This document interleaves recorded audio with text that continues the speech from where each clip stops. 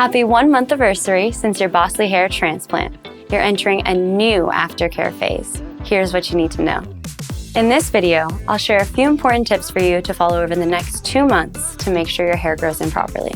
We'll go over how to treat your scalp, activities to do and avoid, how you can style your hair, and when will my hair grow. Let's get right into it. Your donor area may still be sore and itching may still be present. Again, don't be concerned, this is a normal part of the healing process.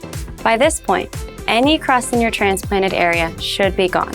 If any crusts remain, continue to gently massage your scalp to encourage the crust to fall off.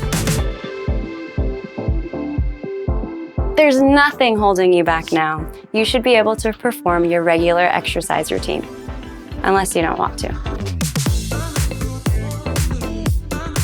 The world is your oyster. If you wish to get a haircut, perm, or color your hair, or wear a hairpiece during this transition period, feel free to do so from this point forward. Haven't seen any hair growth yet? Just be patient. Remember, new growth takes 4 to 5 months to appear. Don't get discouraged, your new hair will start to grow in a few months' time. If you're interested in enhancing the results of your procedure, consider using the Bosley Revitalizer laser cap. It uses low-level laser therapy that's proven to decrease further hair loss and can stimulate some regrowth. And now that you're a month post-procedure, you're clear to use it at home. We also have Bosley RX telemedicine for both men and women. You can learn more at bosleyrx.com.